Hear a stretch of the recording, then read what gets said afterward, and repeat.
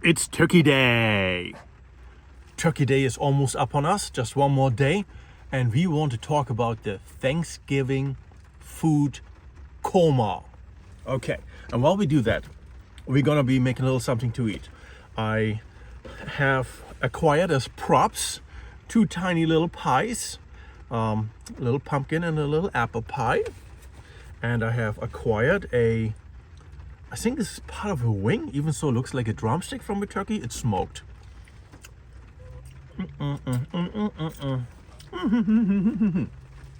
So the food coma, Thanksgiving. What is it and how do we avoid it? So the food coma refers to having a buffet style setup with so many different food options and choices that you often don't eat throughout the year. And it's about family coming together. It's a day of happiness, of giving thanks, and we essentially sample everything on that buffet. Let's take a little bite. Smoked turkey is good. So we have essentially 3 categories of people. The people who can eat everything and control themselves to some degree, or who are slim and eat everything. We have the people who have weight issues and might have to be more selective. And we have the people who have weight issues and cannot afford to be selective, or rather need to be exclusively exclusive.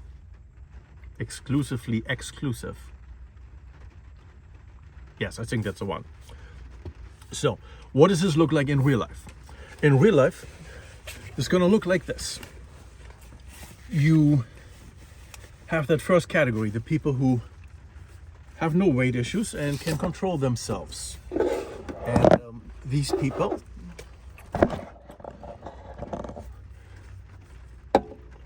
And these people can eat the Thanksgiving meal, and they're not gonna be gaining any weight, and they are not going to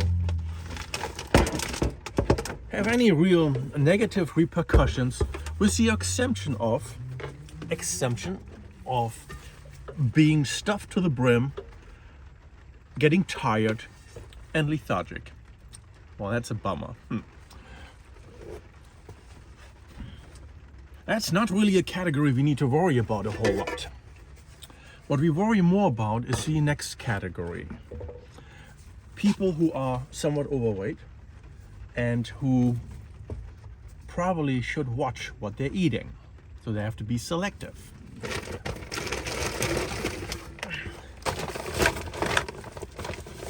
And what does selective eating look like? For the Thanksgiving meal, selective eating could or should look like having not every piece of pie, right? I know you love them all, right? But it's about picking and choosing your evil, right? You know, if you eat everything, you're gonna be gaining weight. I mean, you have the entire holiday season in front of you, right? This is just the opening act. So if you eat everything, you're gonna be gaining weight. You can't afford that. You're already overweight. Perhaps you're even on a diet. So when you selectively eat, you check out what is available, and based on that, you make a decision. You decide that you can have one of each. But isn't that the first category? Yes, but no.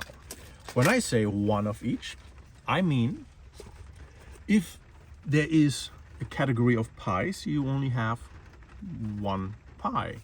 If there's a category of meats, you're going to be only having one meat. If there's a category of vegetables, you're only having one vegetable. And if there's a category of starches, potatoes and whatever, then you're only having one of those. So you're choosing actively which one is your favorite. Do you like the Do you like the turkey or do you like the ham? Do you like the string bean casserole or do you want the, what else is there? I don't know, creamed onions? Is that something you serve on Thanksgiving? I've got no idea. Do you like the sweet potato or do you want the mac and cheese? Do you like the pumpkin pie or do you want the apple pie? Right? You only choose one. And if you're smart, you take your regular piece of pie or whatever, because that is the worst offender, right? And only eat half of it. You're still gonna be happy you ate it. And you're still going to feel probably guilty you ate it. But at least you're getting part of it, right? So, your selective eating means you choose which one you actually want. And this is important because when you choose which one you actually like, which one you like best, you have to make decisions, right? And this is one of those big decisions that we are making at the Thanksgiving dinner. The third category is the group of people who cannot really afford to be selective or to be selectively choosing one of everything. That's a category of people that probably should be selectively choosing very little, unfortunately. If you're heavily overweight, you probably have a hard time controlling yourself.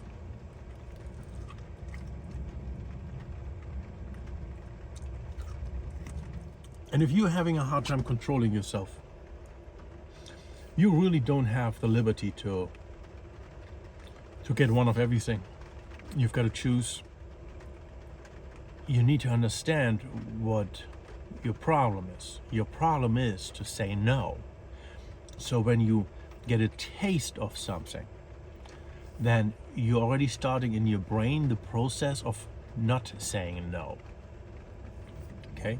So you not only do you have to stay away from the pies, but you might want to stay away from the sweet potatoes too. You want to stay away from the pumpkin.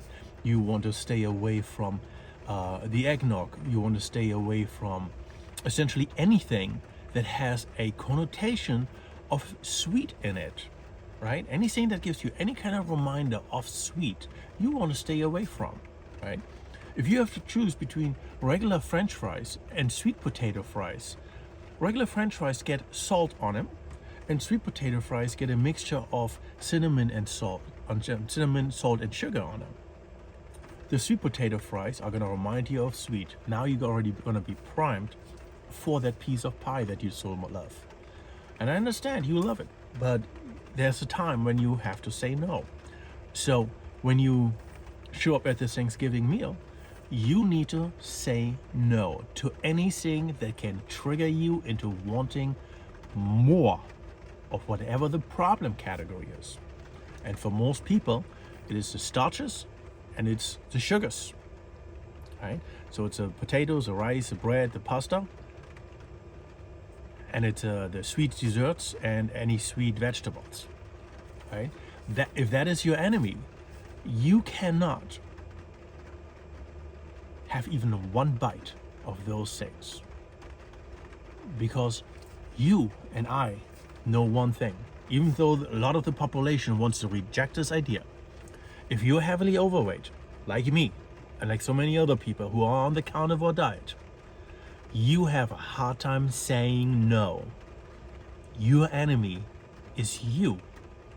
And the moment you have a reminder of that little sweetness, of that little nice thing, of that comforting food, you most likely, just like me, start a binge. And that binge might only last for a day. And that binge might last the entire holiday season. If you don't want to fall victim to the Thanksgiving food coma, say no. Eat only what is actually needed for your body.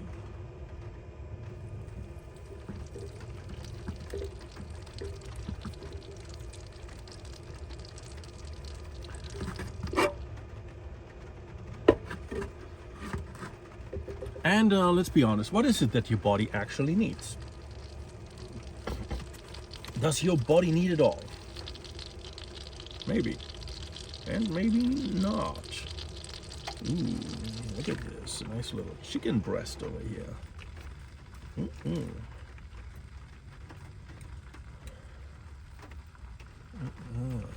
This is nice.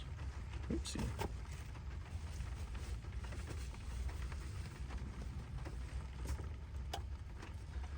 Okay. Let me show you real quick. Okay, I bought some thin sliced chicken breasts, and this is what they look like. I've got them on a little hot plate with a small frying pan, and now we're gonna do some salt on there because I like salt. Salt is essential. All right, cooking on one side probably only takes a minute, and then cooking on the other side probably only takes a minute. So if you want to avoid the food coma, if you want to avoid the binge eating of the holidays, if you want to control how you look and appear and get into better shape, lose some weight, whatever your exact goals are, right? If you want to control those things, then your most powerful weapon is to say no. Utilize the weapon at your disposal. Kill the enemy in its tracks. So you are your biggest enemy. But there's one more enemy in the room. And you know who that is? Someone you didn't expect. The second enemy in the room is culture. Depending on your background, you have a different culture. And that culture introduces behavior patterns and aspects of tradition for a meal like Thanksgiving and for any other kind of holiday or even family gathering. So why is that an enemy? It's like, well, we're gonna be starting off our Thanksgiving meal. How are we gonna start it off? We're going to start it off with none other than cocktails. The holiday cocktails. Eggnog.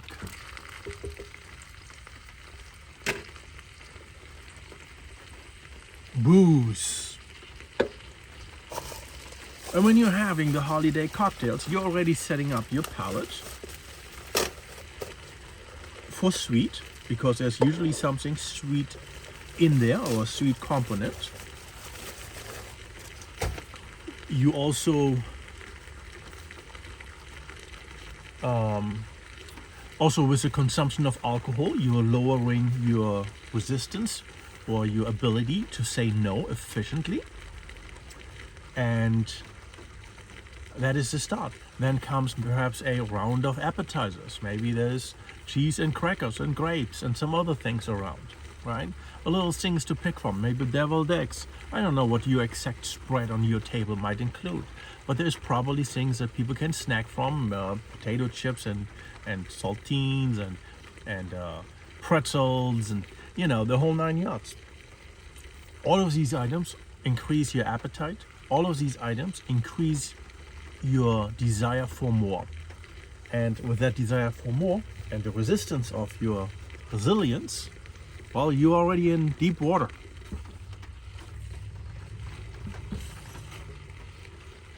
Not good for you. It's not looking good for you.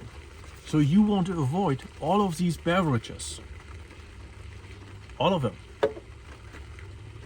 Because they set you up for failure. And you already said you don't want to fail. Well, then don't do it.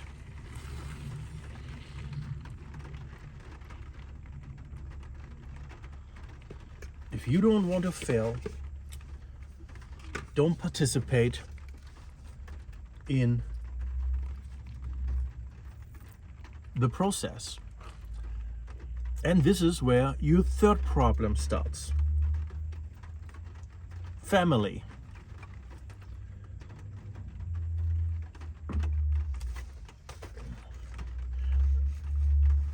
The third problem of any family feast, holiday feast, is that family will encourage poor behavior all day long.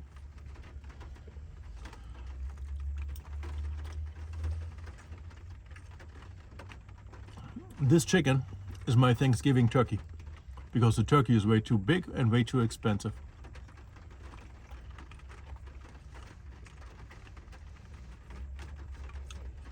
So family is your third enemy. And why is that? It's because you try to please. They try to please too. So when you go over to your mom's house or your grandmother's house or your aunt's house or wherever you are being invited, perhaps you're doing the inviting, I don't know, but if you're on a diet, you probably don't. So wherever you're going for the Thanksgiving meal, they probably want to make you happy. They are proud of what they made. They want to make sure you eat. They don't want to leave you hungry. And they encourage you to eat more and more and more. Try everything. You're going to love it. But you always used to love this. You're not eating. What is wrong with you? Are you feeling okay? I was like, no, Mom, I'm 500 pounds. Maybe I shouldn't be eating every pie that you have baked for the holiday. But it's Thanksgiving. You can't do this for one day. No, Mom, I'm 500 pounds. Maybe I can't do this even for just one day. So family is your third enemy because they will encourage you. They will encourage you for all of the right reasons to do the wrong thing. Does it sound good? Family will encourage you for all of the right reasons to do the wrong thing. How is that? Right? So the question becomes, how do you deal with this third problem? Right? Are you going to say no to the invitation? Are you going to say no to your mother or whoever is hosting? That can be very difficult. Your question here becomes very quickly, how much do they know you and how much do they care about you? Because if they know that you have weight problems, why would they keep encouraging you? That's not exactly a nice thing to do. Yeah, it's a holiday, but do they want you to die? Don't they understand that you have a problem? This is not, for most people, right? This is not genetic. Oh, my body just whatever. No. It's not genetic. It's what you put in, what comes out, right? There's a process. This is natural, nature, right? It's genetics are part of nature too. There are some people. Those are not the people we are talking about. They have different issues. The majority of people do not fall into that category. So if you can't say no, and the people around you keep encouraging you, there might be times where you have to make tough decisions. Because not only do you want to say no to the food, but your environment doesn't allow you to say no to the food. Oh, this is an evil cycle. So what are you gonna do? The easiest thing? Don't go, don't show up. Well, that's a horrible life, right? Do you mean I can't participate in holidays? Maybe. Maybe make that clear ahead of time, at least to the host. Say, hey, listen, I need to lose this weight. I'm trying to lose this weight. Don't encourage me to eat. I'm going to be eating a smaller portion. I'm going to be eating very selectively, and the majority of the food that you prepared, I'm not going to touch. And if mom takes this as a personal insult, or feels offended by this, then mom is one of your first problems. That is just a reality, right? You've got to figure out your problems. You got to know what your trigger foods are. You have to know what the tradition is, and you have to know who is encouraging you for the right reasons to do the wrong thing. You need to avoid everything that turns you into a eating machine. Is there hope? Well, the hope lies within you. Let's be honest. There's no outside force that can help you. You are the one who controls everything. You control your actions, you control your surroundings. Usually. If you're still underage and you're forced to live with your parents, I don't really want to say it like that, but children have to live with their parents. Children should live with their parents. So if you're underage and you live at home, or even if you're a young adult and you live at home, you perhaps don't have much choice in where you go and what you do. But once you become an adult who is independent and you have your own place and you have your own life,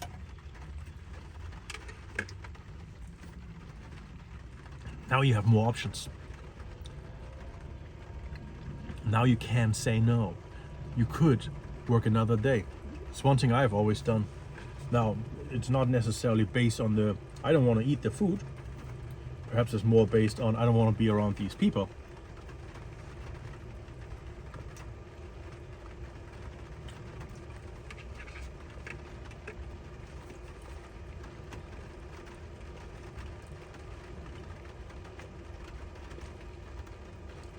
But regardless, it was always a good excuse for me.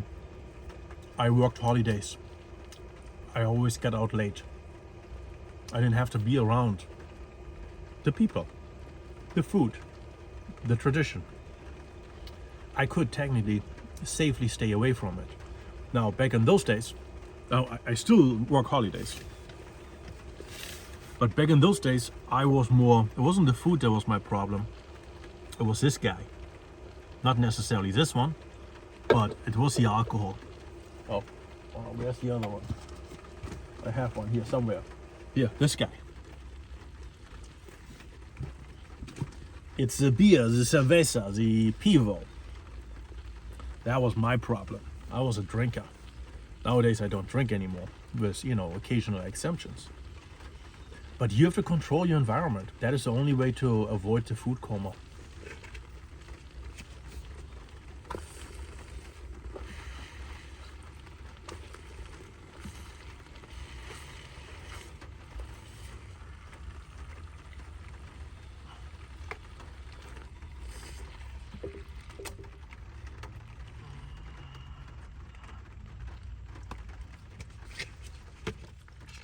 Before I put the next piece in, look at, can you see it? I don't know.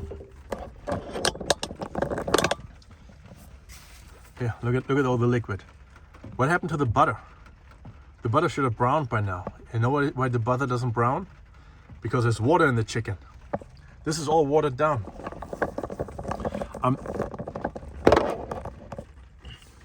I'm no longer cooking my chicken in butter.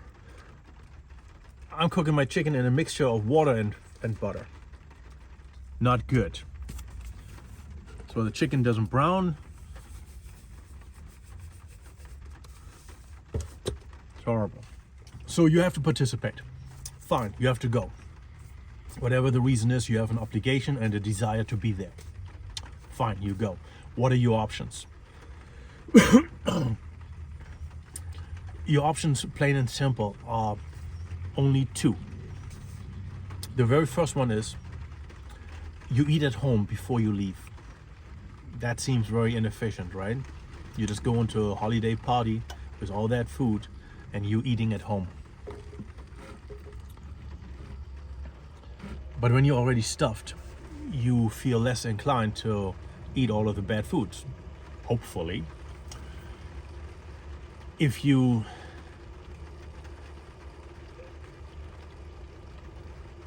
So if you eat at home, what should you eat? Well, you can make it a cheap meal, right? What I'm eating here, I'm eating some sliced chicken breast, right? This is thin slice, fast cooking. I'm having some ground beef. I'm having eggs. All right? Eat something cheap that will fill you up. If you're counting on the holiday providing you with some free food from family, then the food you're eating at home should be cheap, right? Just some ground beef or the chicken and some eggs. That will fill you up real quick. Make a nice big plate. You notice already in my suggestion, I am suggesting you eat meat. Because you want to stay away from anything that will trigger you to eat the starches, to eat the sweets, right? So eat meat. Now, when you go to the party, even if you don't eat before, what are you gonna eat? Well, concentrate on just eating meat. I know this is so different from someone saying, eat a salad. I'm not encouraging you to eat a salad. I don't think the salad is gonna do the job because of simple reasons. Salads are boring. Let's face it. Eating salads is boring. What kind of salad are we talking about anyway? Are we talking about a nice tossed green salad with all the little things that go in there, right? Because when you talk salad, you don't just mean leafy greens, right? You mean there's toppings on there. There's tomato maybe on there, or cucumber, eggs, onions, maybe corn, maybe some bacon bits, maybe some croutons, maybe some beans, maybe some this, maybe some that. And to top it all off, you're gonna have some dressing on there, right? And there's such a nice variety of different dressings. Why? It's like everything you put on your salad, anything that you put on that lettuce is bad for you. Oh, it tastes good, I know. But every single one of those things will trigger your desire to eat more, either of the starchy stuff or of the sweet stuff, or in the worst case, of both. I kind of believe that eating a salad, or the only reason for eating a salad, is because it's frowned upon to eat salad dressing with a spoon. You need something to carry the salad dressing, right? So you make a nice salad so you can put all of that blue cheese dressing on there.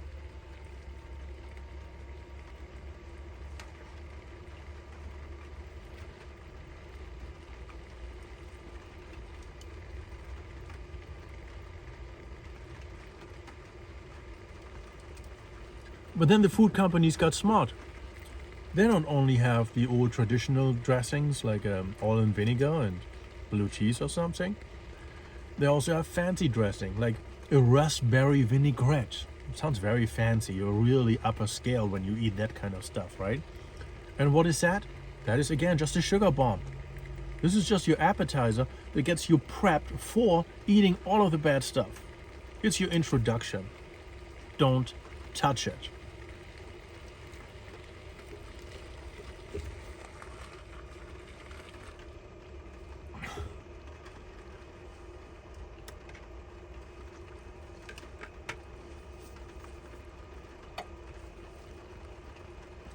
So what should you eat?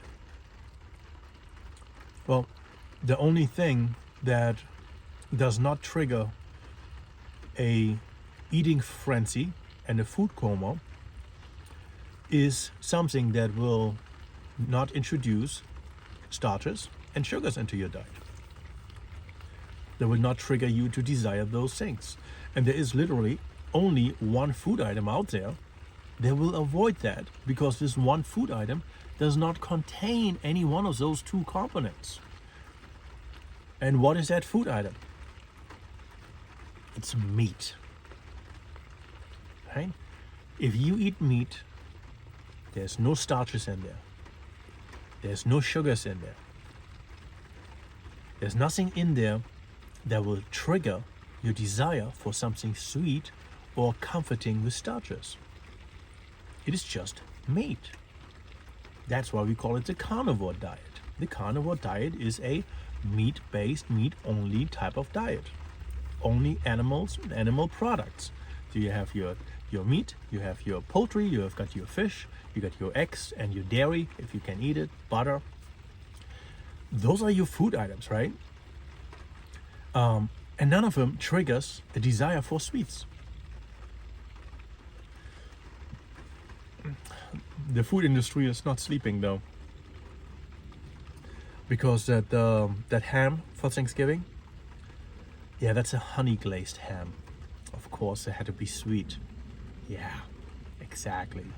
Why not put sugar on the one thing that will keep people away from the sweets and the starches? Now people are right back to square one. You try to avoid it, it's coming right back at you. So be careful what your family is serving. If it's a honey glazed meat, don't touch it. If they want to make the chicken or the turkey sweet too, you're in deep trouble. Look around yourself. Like, I just had this epiphany the other day when I was like, every single thing that I'm looking at, even when it's supposed to be just meat in the supermarket, right? Everything is like a honey spicy sauce here, a sugary thing there. Everything has a sweet component now. Every single thing. They even want to put, not sugar, but what's it called? Aspartame. They want to put that into milk so it gets sweeter, so children drink more milk. Milk is good for you. But not with sugar in it. And most definitely not with aspartame in it.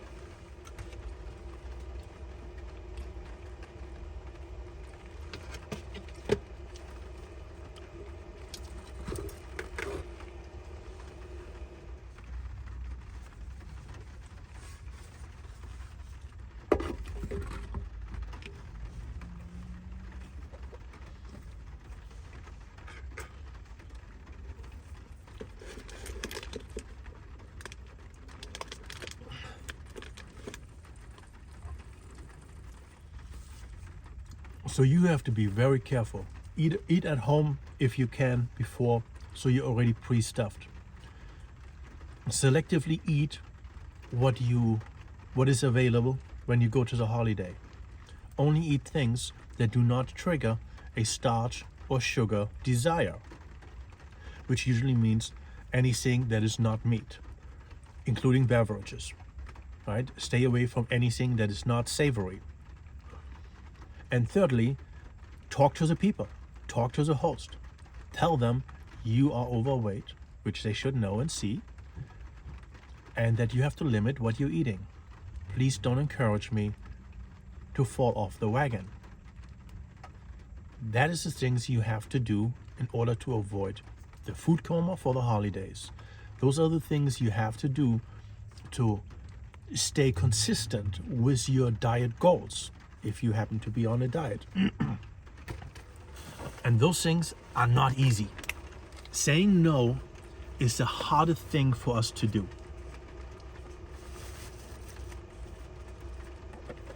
So I went to the supermarket, bought eggs, right? Nice brown eggs. Guess what? $3.19. The white eggs are only $1.99. Why are these $3.19? This is how, I don't want to say it's someone is trying to get you, right? But this is where you have to be smarter. Why is a brown egg $3.19 when a white egg is only $1.99? I tell you why. Because idiots believe that this is healthier. Do you seriously think that the color of the eggshell makes a difference for what's inside of that egg? Do you think that a brown egg laying chicken is inherently more valuable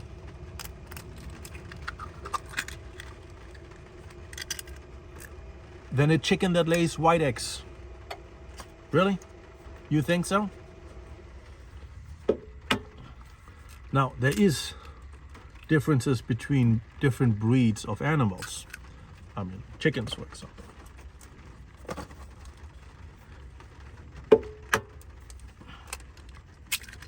But the truth for chicken eggs is more chickens lay white eggs.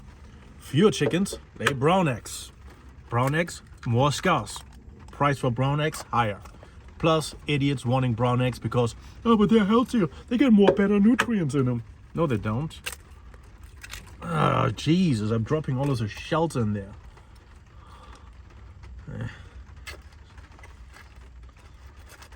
Besides that, when you get a dozen eggs, you're not having a dozen eggs from one chicken. You know that, right? You're having a dozen eggs probably from a dozen different chickens. Yeah, I know, right? That sounds weird. When you say it like that, it kind of sounds weird. I know.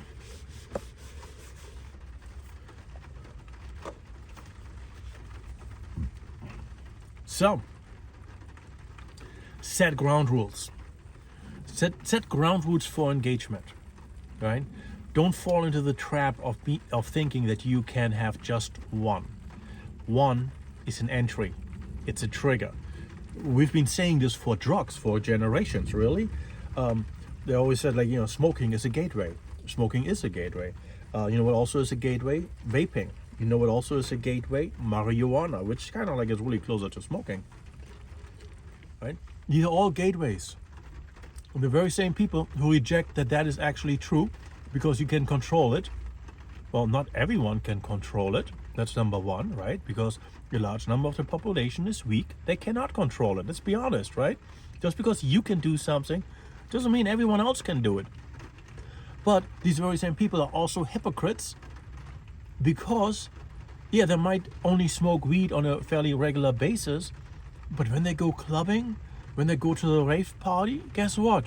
The Mali comes out, and the mushrooms, and the this, and the that. And apparently they all know someone where they can get that stuff. Maybe they just get it at the party. I've got no idea. I'm not participating in it. But the point is, it's gateways, right? What is a gateway and what does it lead to potentially? Know yourself. And because of this, you need to choose the people around yourself carefully. Your best friend, who is so much fun and always there, might be the worst influence you can have around yourself. So either you set rules for engagement with your friend, where you say, don't encourage me to eat the bad foods, don't encourage me to drink the stuff that I don't want to drink or shouldn't be drinking, don't encourage me to do drugs or any of the gateways, right? It's a gateway is always seen as being harmless. Now, that's a gateway supposed to be, fairly harmless. You can still say no. But if you know yourself, you know that you cannot say no. And that is why you have to stay away from it, including the people who are not willing to adjust their own behavior to your needs. Now, this doesn't mean that the people around you can't eat, drink, or smoke.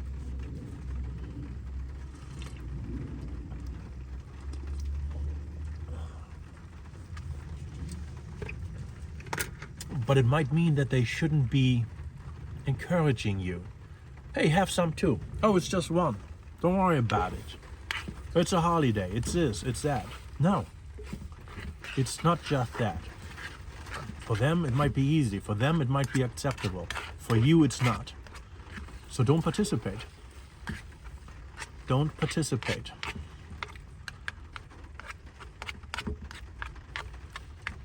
Just because someone else can do it does not mean you can do it. It's the unfortunate truth that in order to get where you want to be, you have to be stronger than the people around you. And if you're not, then you're going to be falling victim to their poor decision making.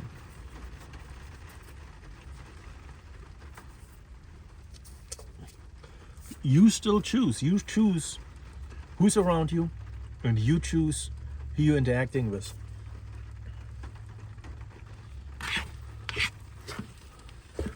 The people around you can't add value in one aspect, but remove other things from the equation. Like, a person is fun. That fun person is also usually a bad encouragement. Because you want to please that fun person, because you want that fun person around you. You want to be fun too. Guess what? The person that's the most fun probably also struggles, maybe with different things. They might not even tell you.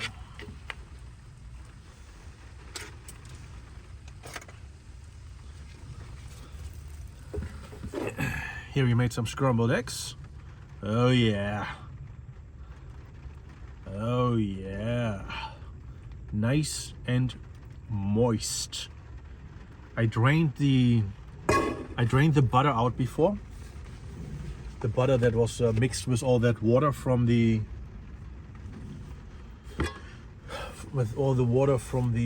chicken breast. Actually, I still put it on my plate and I still slurped it up because it was still delicious.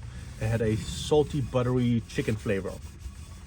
However, it's not good for frying, so I poured it off onto my plate and re-seasoned my frying pan with fresh butter for my eggs, because my eggs don't have water in them, and the eggs perfectly bind the butter. All right. I think this should conclude. Actually, no. Hold on. Oh, oopsie. Hold on. I wanted to show you a couple of things. I hope I can.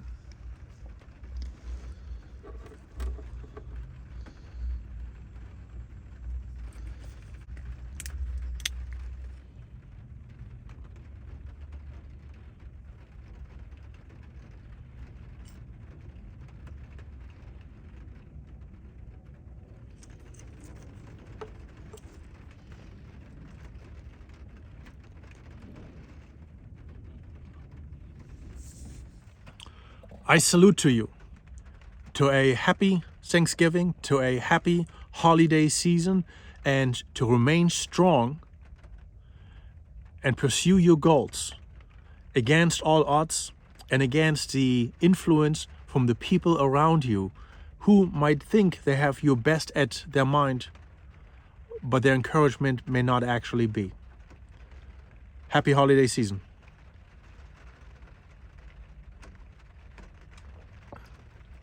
Ooh.